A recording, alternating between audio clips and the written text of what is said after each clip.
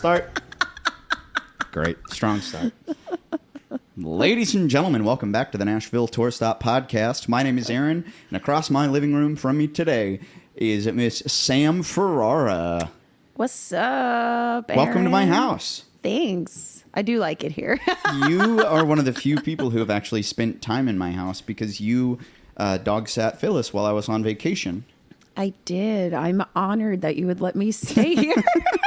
Yeah, as I mentioned in our last episode with Rachel Horder, Phyllis was our second, quiet mic guest we had. Oh. So she was there for the first episode last week, but we're back this week with Miss Sam Ferrara. Sam, the only question I always ask the guests when they come on the podcast is, do you remember how we met? Oh my God, that was so long ago. Regale the story. Okay, so I'm pretty. Now I have to think back. Okay. I'm pretty sure we met. Oh my gosh. Wait. Yes. We met, I think, at a show and I introduced myself and you're like, it's good. Which venue was it at? Do you remember? It was at Belcourt. Classic. I think it was like the first show I had done. Or wait, was it before then, before I was booked? I think I had met you somewhere else, but I know I reintroduced myself at Belcourt and I was like to Amanda McCarthy. I was like, oh, I need to get reintroduced. She goes, I got you. Don't worry. And she brought me right up and she goes, this is Aaron. And you're like, hey, what's up? And then it was friends ever since. And here we are now. I know. Look at that. I don't trust many people to stay in my space. And thank you for watching, Phyllis. Oh, my gosh. I would do it any day of the week. She's a good pup. She had a hard weekend because... Okay, so before we get into the music of everything, I have to tell our listeners the crazy weekend I had. So my dishwasher broke back in, I think it was early May or late April. Mm-hmm. And... I ordered a new one from Costco. Great. It was a sale for the summer. It came with installation and haul away of the old one and delivery and everything. I was like, oh, that sounds like a great Costco deal. Oh, yeah, quality. Then they sent the delivery team to my house, and they took the old one out and installed the new one. And without getting into the specifics, it didn't fit right. So they uninstalled it. And in the process of uninstalling it, they broke a pipe underneath my sink. And then there was just running water loose in my sink. And they didn't speak English very well. So they just started yelling, towels, sorry. And then they just left with my water just running in my kitchen. So I had to go out and turn off the water main for my house for a day. And then I had to call an emergency plumber to have it come fixed. And I swear, I still do not have a dishwasher. No. It stressed the hell out of Phyllis. And I am still having to do my dishes by hand. You know what? Talk about first world problems. It is a first world problem. But I do a lot of my dishes by hand. But I have special dishes and stuff. And then other things I'll throw in the dishwasher. Listen, be lucky it's a dishwasher. I lost my air conditioning during COVID. Whoa. And it was in the middle of August. And it was brutal. 3 weeks without it. And then they come in and they replaced it. It just went one day. I was like, why is it so hot in here? Come to think of it, I think I lost my air conditioning at my old apartment that summer too. Because my AC unit was right next to my bedroom window. So I'm super deaf. But they brought in a backhoe to dig out. Because they were installing a nice new big industrial air conditioner. Yeah, and that's what they have at our units at my house. They have everybody has the little big units in the back, and of course it's 10 years old or 10 plus years old. Our units have all been updone for a while now, and mine went out. Then 3 houses down, theirs went out, and then somebody else's went out 6 months later. Oh, so God. Everybody was on a rotated circuit. Oh, what a nightmare. Oh, it was terrible. Stuck at home and then stuck in the heat.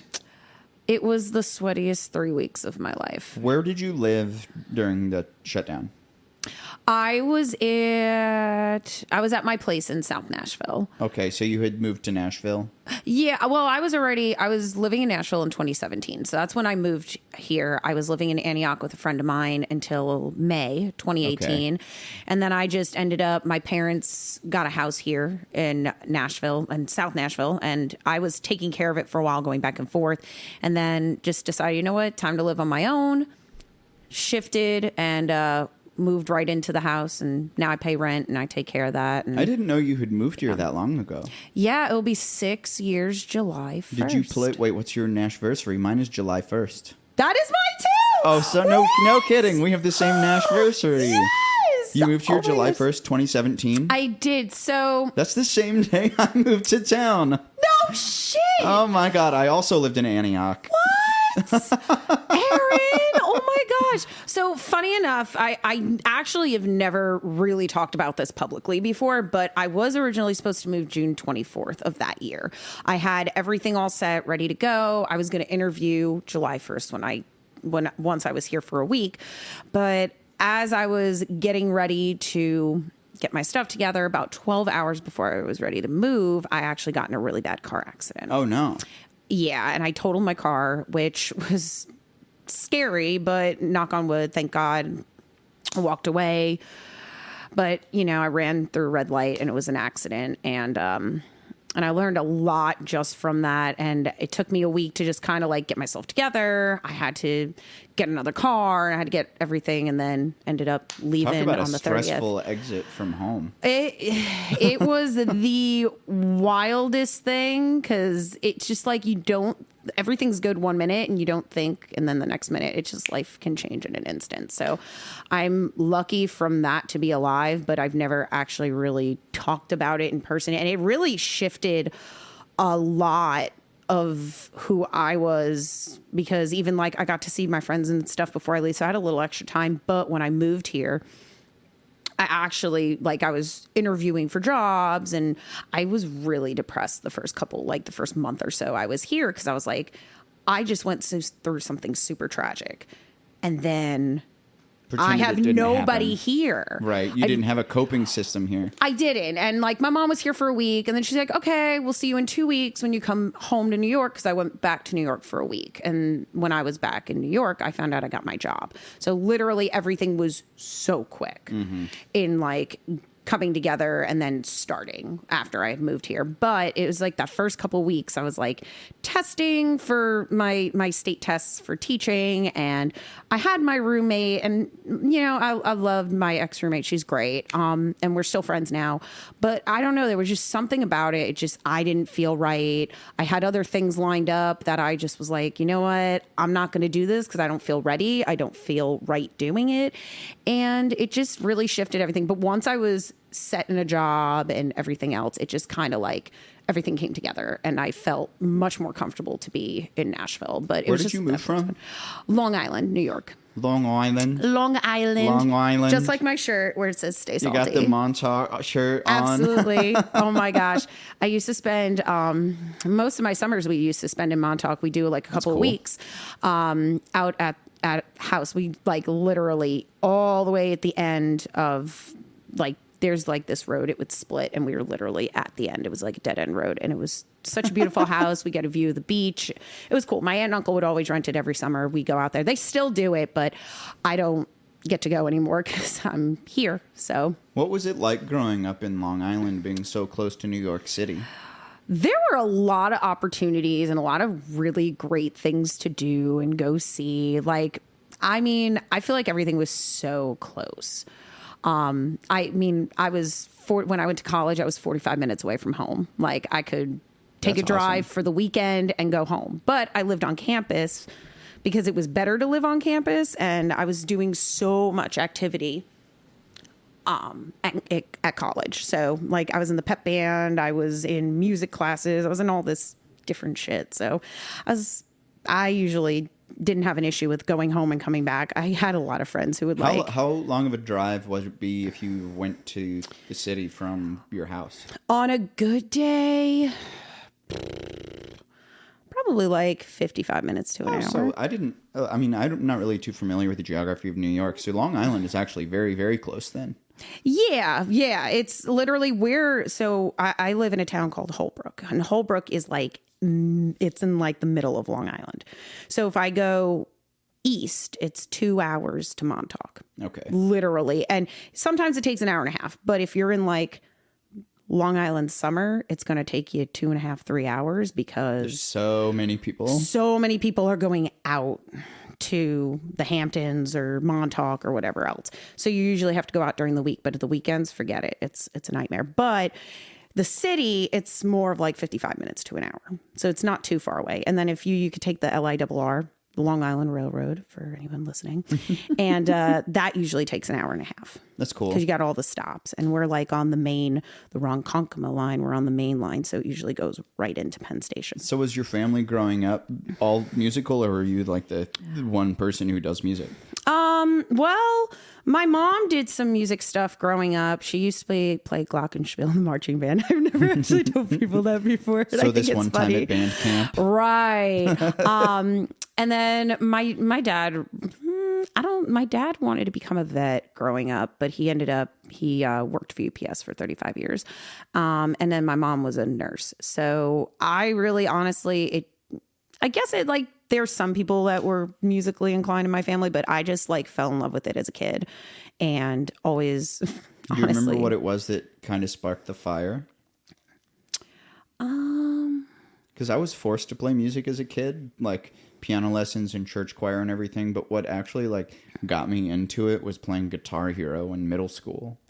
That's what did it for me. You know what? Like, I took like elementary music class in like growing up, and I was in the choir, and my teacher was like, "Hey, you have a really good voice. I want you to take a solo." And like, okay. And What then part I was did you sing? I was a soprano. Soprano. Like I was a soprano one for a while. I actually ended up getting laryngitis in the 8th grade where I lost my voice. Mm-hmm. So your voice come down a little bit. I lost some of that high pitch, which now like the higher stuff. So I was normally a soprano 2, alto 1 in like high school and college. And now I do a lot of that, but I've been going to vocal lessons for it'll be a year now. Okay. Coming up, that now I'm starting to retrain to get back to some of that higher range. Cause I can do it. It's possible. Crazy how you can lose your range it's a muscle. If you don't practice and don't stretch and don't use it, it will go away. Oh yeah, without a doubt. And you know what? I took so many vocal classes, like because training to be a music teacher, right? And I was a music teacher for the last 10 years. And I studied school for it. You have to take all these classes, and you learn in vocal class that when you're like in your 20s and you're hitting your hormones and all that stuff, like your vocal range will change drastically. You could be in one spot when you're like 13 years old, and then at like 25, 26, your voice could be in a completely different range and whatever. Like the voice is always changing until you're about 26, 27 years old. My voice was much deeper when I was in high school. Yeah. Because I know, and I have a pretty deep voice as it is now. But it was actually quite deep when I was in high school. I was the bass 2 section leader when I was in high school. I love that for you. I could sing a low B flat 1. I could sing an octave below an octave above the lowest note on the piano. Oh my gosh. It was, and I remember one time when I was sick, I had an A flat 1. Which is this is so low. So sick. There's no way in the world I could sing that low now. But that's how it works. Like once you start settling into your mid to late 20s, your voice kind of settles. Sure. Yeah, definitely. So anyways, back to the question, but I was I was in the choir in elementary school. I took piano and voice lessons. Was I great at piano growing up? No, but I was like, okay. I had to take piano lessons multiple times growing up, but I don't know. It was just something about being in choir, and my elementary school music teacher. She was amazing, and she really like gifted and was like, hey, you're really great at what you do. And she like gave me all these opportunities that I never anticipated having. And I got to be in the lead in the school play. And then cool. I got into band, and I originally, like every other person on the planet, when you pick your instrument in the 4th grade in New York, everybody wanted to play the drums. So what did your girl pick? The drums? But I didn't get that. I got the clarinet, and I ended up falling in love with it. And what was your instrument of focus when you were doing your undergrad? Clarinet and bass clarinet. Clarinet and bass clarinet. Yeah. Okay. And then I did and then in the 7th grade, I picked up alto sax because I was like, oh, let me do something fun. And then I can be in jazz band, and I can do all these other things. So the more I picked up a lot of these instruments, and I'm just so intrigued, like, especially now that I'm older. I said this to somebody the other day. I'm so intrigued with learning new things. and I'm always falling in love with learning. So I, throughout high school, I was like picking up, like, I was like, oh, I can play the tenor sax. Like that's really not a hard transition. Oh, let me try the oboe, because that's fun. Like, I actually can play the oboe. Do they all have a pretty similar technique as far as playability? For the most part, I think the biggest thing, it's all an embouchure thing. And with oboe and bassoon, and I've played bassoon too, I don't recommend that one. Oboe and bassoon are a double reed. So basically it's like two pieces of reed that are tied together. It's not a singular reed like clarinet or saxophone or anything like that. Those are all single reeds. Those are all singular reeds. So double reed, you have to like roll your lips a little bit, and like it there's a whole different, like, it's very similar, but it's like you have to focus on making sure you're creating like the correct sound, and it's like bringing in the corners of your mouth and all that fun stuff. So that was tricky. And then I had a difficult time in college learning flute, because you're blowing into one singular hole. Mm-hmm. That sounds so dirty. And that was... I'll ask Alex Amato, our producer, to insert some kind of sexy sound effect. Oh, gosh. Alex, please do that. And that was the hardest thing, because it was like getting your mouth in the right spot to even produce that sound. And my method teacher, she just laughed at me. She's like, I'm just going to give you an A because you can play everything else. I'm like, but I need to play the flute. And I would sit there. But thank you to my cooperating teacher, who is incredible in every way, Jess Wyman. Shout out to you. Love you. And she was like, no, you're going to play the flute with these kids. And I actually picked it up like during my student teaching. And then eventually I was playing in like pit orchestras and doing all these different instruments. Now cool. I can pick up the flute and play it for my kids, and they're like, wow. And I was like, they're like, you're really good. Or like some of them will be like, this is really hard. And I said, yeah, it is hard, but like, just focus, like you got it. And like, it was fun to learn everything. Like I love doing that. So you had that formative teacher when you were in school that really kind of influenced the love of music and kind of cultivated that love. I had a lot of music teachers who honestly like cultivated my love for music. And even in high school, like my band teacher and my choir teacher were both like when I was a freshman and a sophomore, because eventually they both left, retired, whatnot. They both cultivated like how I wanted to do music, and they just started like give me like ideas of things that I really was passionate about. Like I really love jazz music, and just even from like the first 3 years of high school, like, and even in my senior year, because I continued to study with my choir teacher after she left privately.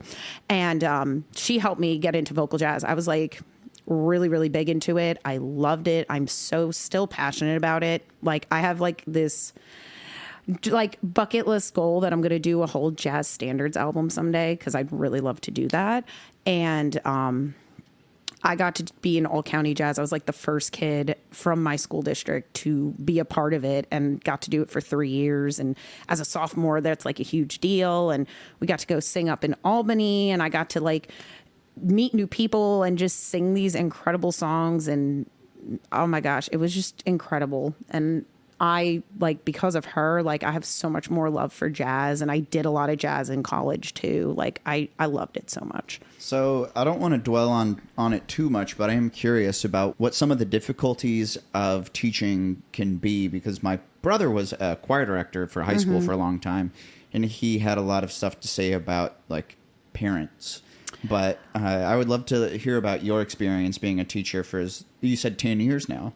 Yeah, so I was a sub in New York for 4 years, and then I just finished out 6 years full time with Metro Schools. And honestly, my thing was making sure the kids had consistency in what they were doing. Granted, we all did the best that we could, but there's always like you come in, hey, this is happening today, and no one is alerted or aware of what's going on until like the day of. And I'm like, wait a second, like I had this whole planned out. Unless I have it planned out like months in advance, or it's on my calendar, or like the week before, that's great. But the day of, and then it's like, oh, surprise, this is happening.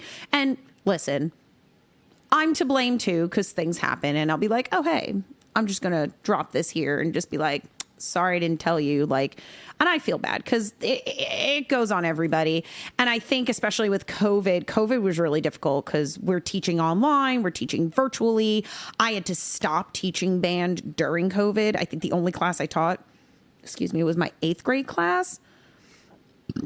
Okay, there we go. Now, excuse me. But that was super tricky, and like you're not seeing a lot of the kids, and you're not seeing what they're doing with their hands or what they sound like because they're like sounds off. And I get it because like these kids, they're middle school kids are like the hardest kids to teach because they're developing. They have no idea who they want to be. Some of them are starting to push back. Right, they push back. There's behavior stuff. There's a lot of things. So I get it, and I did a lot of studying in my master's on the middle school mind, and that was a little tricky. So I'm like, okay, I get it. But at the same time, you want these kids to develop to be these like incredible human beings. And some of them have it, some of them didn't, but that's okay. We help them along the way. But I know COVID for me, it was a rejuvenating time, but it was also a really tricky time as an educator because you're always thinking of something new and something great to do. And there were a lot of cool things I got to do. But at the end of the day, it threw off so much of the consistency and what are kids doing at home. They weren't doing homework. So now coming back in the classroom the last couple of years now, they're not on the same track as they were before Right. It really disrupted a lot of education. It did. And a lot of these kids now, like my aunt was a teacher, she's retired, and we talk about it all the time. She was even saying a lot of these kids are at least 2 years behind in education, like in just the knowledge of what we're learning. It's just because they didn't have the opportunity to sit in a classroom and learn. Exactly. There is really something to be said for classroom learning versus virtual learning, and the advent of virtual learning killed the snow day. But it did. It killed the snow day. R.I.P. snow days. Year 0 until 2020. But I would love to know how your teaching experience influenced your songwriting, because certainly the one has informed the other in the past. Yeah. Ooh, that's a great question. I've been asked that a few times, and I'm like, No, you know what? I think for my kids, they see me and they're like, oh my gosh, like some of them don't even know. Well, a lot of my kids knew, but some of them that aren't taking my class every day, or they don't hear that I'm like out at a show every night, because I have to tell them sometimes. I'm like, hey, I know you're doing this, but I'm also here doing A, B, C, and all this other stuff. And plus, so a lot of my students got it. But I think they saw me as like, oh, Miss Ferrara, that's really cool that you're like on Spotify and you write these songs, and they go and listen to my songs, and I have no idea. That's and cool. They'll come in, they'll be like, I heard your song and it's really great. Or they'll be like, hey, did you know Miss Ferrara is a songwriter? And they're like, wait, what? And then I'll like pull up my Spotify. I'm like, here. And they're like, oh my gosh. So it's cool. And I hope it inspired some of them to like go after what they really want to do. Like I had a few kids who were like, hey, can you like look at what I've written, or hey, can you help me with this? And that's got to be validating. It is. And it's hard because sometimes as a teacher, you don't get to see the validation. You don't see the hard work that goes into it. And then like seeing some of my older kids now who've graduated or in college still reach out to me. They'll be like, hey, like you've done so much for us and you don't even understand. And like, it really says so much about what you do and what impact you have. So sometimes you're also like putting on a show when you perform. When you're a teacher, you also have to do that, because sometimes you can't show them all the sides of you, but you also can show them the things that are important. You can show them that you're not just beep boop, I'm a teacher. Right. Like I'm not just like you can show them you're a dynamic teacher. Human as well. And that's really important with showing your emotions and feelings and being like, hey, like I know this is normal, like it's okay. And but sometimes there are things you do have to keep from them, but they understand you, and when you're human with them, they're going to be human with you too, and that's cool. But there's something about that humanity that appeals to all ages. Yeah, but some of these kids, some of their stories, have impacted some of my writing. Like cool. I've written a couple of songs where I've been able to be influenced by them and what they are. And I know like all of them come from so many different backgrounds, and you don't know what they go home to at night or what they come to during the day. And trust me, I have a ton of letters and all this stuff now that I've like packed in boxes that I'll save for like ever.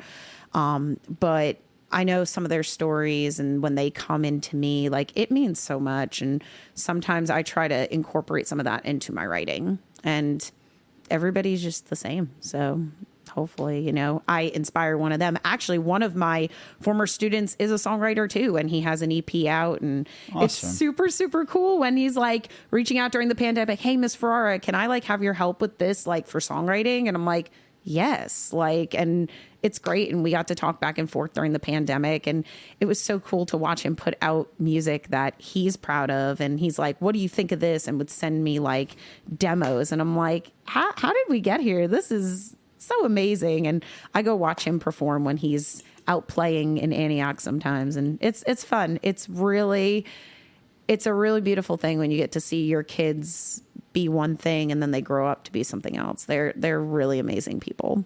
So I'm thankful for that. Meaningful humanity and relationships leading to impactful music in your life and the lives of your students. I love to hear it. Yeah. I'm thankful that I got to have every opportunity like that. And who knows, can impact somebody else in the future. So we'll see. Well, let's take a quick break, and we'll come right back with the Nashville Tour Stop Podcast.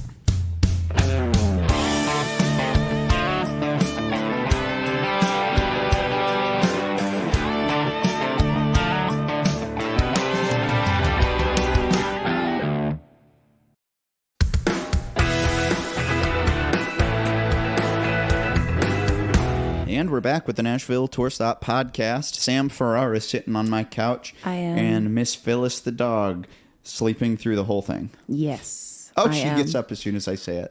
She's like, you're talking about me. Oh, sweet Phyllis. Well, I've got some stuff I do want to chat with you about, but let's start at the beginning. I want to talk about your creative process a little bit. Okay. Because mine has been kind of... my well has run dry lately. So I would like to first know, what do you do when you reach a point of writer's block? How do you try to break that? Well, that is interesting because I definitely have those moments.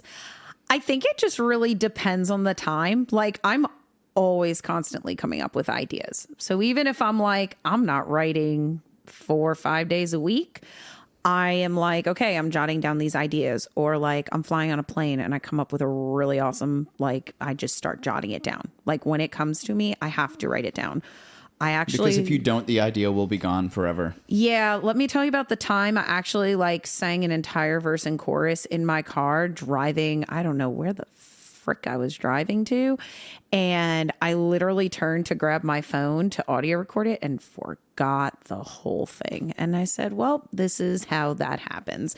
So I tend to try and get as much down as I can when I have it in my brain. So that way I don't forget. That will happen to co-write too, where I'm like, oh, what did I say? And it's like, what? And I'm like, oh, like, I'm like, I can't forget these things. This is why, like, I need to like turn on like a recorder or something. But if there's a time where I'm like not really writing, then I'm just not writing, and it's okay. But I'm always constantly coming up with ideas, and then hopefully they'll be filled with more, and then I just bring those ideas to a co-write. That's cool. Yeah, I feel like with music, I'm so passionate about music. I've not really had a burnout yet, but I definitely will say I get exhausted just from doing a lot of things on my own and just trying to get everything together. I think that's really where the burnout is, where I wish I had more people to delegate to versus like, oh, I can handle everything myself. Then it feels like everything crashes and burns. But the writing part, that's my favorite part. Writing and recording. When did you start writing? Okay, so I'm not somebody who can say they started writing at 12 years old. After my undergrad, where I made the decision to be like, oh my gosh, like right at the end, I was like, I should be performing the whole time and not going into education. I decided at like what was I, 23, 24? It was actually, no. Okay. I will actually get into this right now. So it's actually 10 years ago this weekend, believe it or not, where I made that decision that I was like, I really need to go and be an artist. Happy anniversary. Thank you. I know. It's so crazy. I was talking about it last week to somebody and I said, I think it's 10 years ago next week. And I said, this is crazy. But one of my biggest influences is Hunter Hayes. I love his music. I love his writing. I love everything about him. And I saw him perform live, and he's literally just like me. He plays multiple instruments. He does write music, all this stuff. I just wasn't writing music at the time when I saw him. And I turned to my mom and I said, why am I not doing this? This is what I need to be doing. I'm literally a mini him. Like, I can play all these multiple instruments and do whatever. And my mom's like, well, no shit, Sam. This is what we've told you for years you should be doing, and you just decided to move and do teaching. Like, you just decided to teach. So, like, we always knew you could do this. You just needed to figure it out yourself. So it was pretty much that summer, and that was like 2013, where I was like, oh, like, I'm just going to start writing. And all I did was started jotting like all these ideas down on little sticky notes and sticking them in a book, and started writing these ideas down and sticking them and putting them in a book. Like, that was really it. That's how I really started writing. So I wasn't really formulating ideas or writing songs out just yet.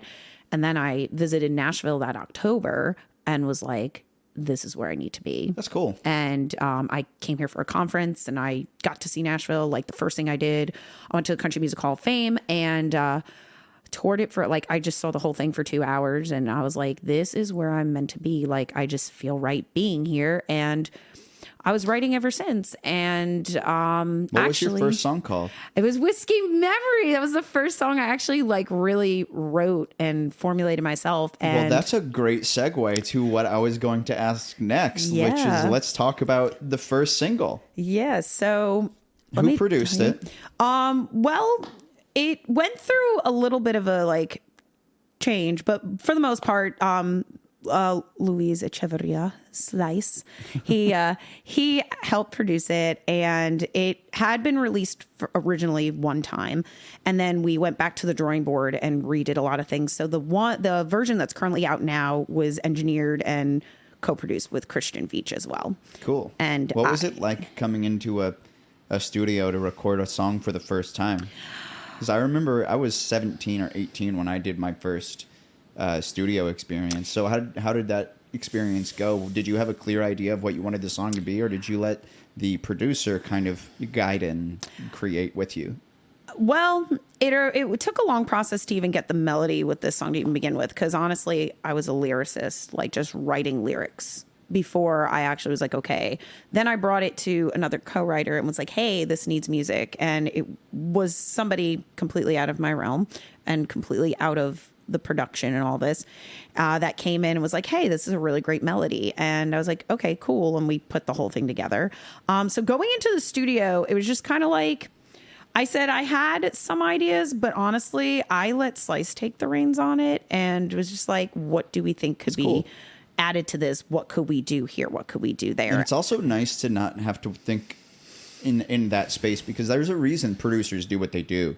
It's because they think that way of like, what other things can be added to this song or this work tape that can enhance it? Yeah, and I think the biggest thing, especially with all the music that I've created now, and knowing like we've went back to the drawing board again after recording the first time, which, you know, it's, I don't know how Nashville of a thing that is, or an odd thing it could be, but like I learned so much from recording this entire, not only all this music, but this entire record that I'll be putting out eventually, that, you know, like if you have ideas, step in and say something, because it could be anything you want it to be. And even going the second time around with Christian, we had collaborated so much more, and we put so many ideas to the forefront, and it was so exciting. Like if he was like, no, we need this to be live drums. We need this to have this. We need to put that. I think it's going to sound better with this. And I said, great, let's do it. And we did it. And I was like, damn, that's a really great idea. Cool. And it was cool because even like, let's say with like, I have a song called Cold Black Kettle that's also on this album as well. So we're going into record stuff now. We went in and we're recording stuff, and I was like, you know, I hear this tenor type of sound, we have to add saxophone into it. So Christian goes, well, if we're going to do that, we might as well just put a whole little brass thing into it. So we did, and we got Mark to come in, and Amanda's brother, and he like tracked Mr. Mark McCarthy. Mr. Mark McCarthy, and he tracked some brass stuff. I don't know if I was allowed to say that, but he's a brass guy too. Mm-hmm. So we had a real, honestly, it just was so cool. The album is not what I anticipated to be. The newer version of Whiskey Memory that came out is actually really what I wanted it to sound like. And like the original version that I had put out was almost like a demo version. The demoed It version. really wasn't like a full produced version. Mm-hmm. And it was the same thing with Get Out of My Town too. And it just sounds so much better. And it's like it leveled up, which I'm really glad. Like we went back, we pulled them off, we re-released them, and they did their justice, you know? So you have a new single out as of let's see, today, the day you're listening to this, the day it's released is July the 6th, but we're recording this a little bit in advance. But yeah. As of today, the day we're recording this, you have a new single out called Waiter. Tell us about Waiter. Oh my gosh. Let me tell you the story of Waiter. So there's a lot. This album is... This album is kind of like all the parts of my life. And when this song, now my friend Steve Vacante, he's a songwriter too. He put out his own album himself little earlier this year. And I will say that I did not anticipate this, but back in 2019, I was going through a lot of shit. And he was like, hey, I have this Christmas gift for you. And I was like, okay. He goes, I don't normally do this, but I wrote a song for you. And he goes, I know you've been going through a lot with your ex and whatever else. But he goes, I had to write my thoughts about it. And this is for you. And I was like, okay. And we played the sound audio of Waiter, and I was literally sitting in my living room crying. I said, oh my gosh, find you a friend who writes a song for you about you. Like, this is nuts. And I said, damn. I said, we're taking this and we're gonna put music to it. This is crazy. So February of 2020, this before everything shut down, I said, Slice, we came up with a whole melody for it and came up with this whole thing. And I got to sing it out once or twice before everything shut down. And I just said, man, this is going to be a great song. So every time I like sing it, it's just an empowering song about like not waiting for anything, not waiting for a man, cutting out all the bullshit. Like, do you want to be part of this or not? And that's what this song's about, that's man. Cool. And I'm so thankful. That's like one of the best Christmas gifts I ever got. I gifted my friend his first cut as like a single. Like, he's super excited. It's going to be on Radio Sobro. Hey, too. Like, check out Radio Sobro. It's gonna be sick. But like, basically, like, ladies, you don't wait for no man. Like, you ain't gonna wait and tolerate all this crap that they're gonna pull you through. And that's exactly, believe it or not, what my ex did. He pulled me through 3 years of bullshit, and like, it was sad. Waiter is gonna be part of the Greater album called Piece of Me. Piece of Me. And that's going to be coming out on July the 28th, which is here in just a few weeks. But today, the day you're listening to this, the 6th of July, the year of our Lord, Kelsey Ballerini, tomorrow is when the pre-save for this album comes out. It is, yes. So please make sure you pre-save it. And like I said, it's all the parts of my life that I went through in the last 7 or 8 years, coming to Nashville, going through the whole process and whatnot of my life and the stories of it. Some stories are before I moved here. Some stories are while I moved here, you know, and it's all the parts of me. And I'm very excited for people to actually get to hear like some of the stories and the true things that really did happen. Cause I don't lie about my storytelling. Like, I'm going to tell you the truth. I'm going to be flat out honest. Like, you got that no nonsense New Yorker in you. Absolutely. So for me, I'm just super excited. And believe it or not, I actually did a listening party a couple weeks ago with some family and friends at home. And I just was like, a couple days before, I was like, hey, come over. I want you to listen to the album for the first time. And it got such a great response. I'm awesome. Super, super excited. I was very happy to do something like that. For people who have not heard your music before, can you give us your elevator pitch on what your genre, your style, your mood might be? So for the most part, I am country. I write country music, and it's just given a little bit of a twist. So this first album is more of like, I kind of explore and push genres a little bit. So like I have a song that's kind of like country rock-ish. I've got singer-songwriter. I've got your ballad. I've got your like regular country. But for the most part, I have a song that's, I consider it country jazz, however we call it. But it really like I said, like these are all the genres that influenced me, and I wanted to showcase all of that in my first record because that's who I am. That's part of my person. Like I got to be truthful about that. I got to showcase everything I am and everything I want to be. Mm-hmm. And it will help actually launch into, which we're already talking about, getting ready to record album 2 and all the songs that will go with that, and kind of getting the ideas out on the table already. But I'm just so excited I can finally say this is coming out. I'm finally like, it's going to be everything I want it to be. And I'm super stoked. So for the most part, it's country, if that answers your question, but it mixes a little sprinkles, a little different, but it's very unique. It's under the umbrella of the greater country. Yes, as they say. Well, Sam, can you give us some plugs? Where can people find you online, your social media? Okay. Where can people link up with Sam Ferrara? Yeah, so you can find me at Sam Ferrara Music. Ferrara, Ferrara. Just look at your episode title now. Yeah, look at the episode title. It'll tell you exactly how to spell it with music at the end. At this point, I will have a website up. So samferraramusic.com.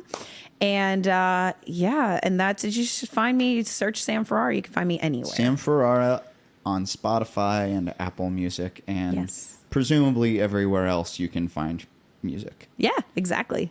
Well, y'all, thank you so much for listening to the podcast this week. Sam, thank you for joining us. Aaron, thank you for having me. I would talk all day. Thank you for coming and hanging with me and Lil Phil again. Anytime. I'll always come back and talk. You're always welcome to hang out with my dog. But in the meantime, y'all, please give us a follow at Nashville Tour Stop on your social media platforms. You can find us at Nashville Tour Stop on the web, finding our full event calendar. As I've been teasing for weeks in the past, we've got an announcement coming, and there's so much cool stuff in the works for Nashville Tour Stop that I cannot wait to broadcast. It's going to be amazing, It's going to be amazing. For real. But until then, please do remember that all roads lead right back here to the Nashville Tour Stop.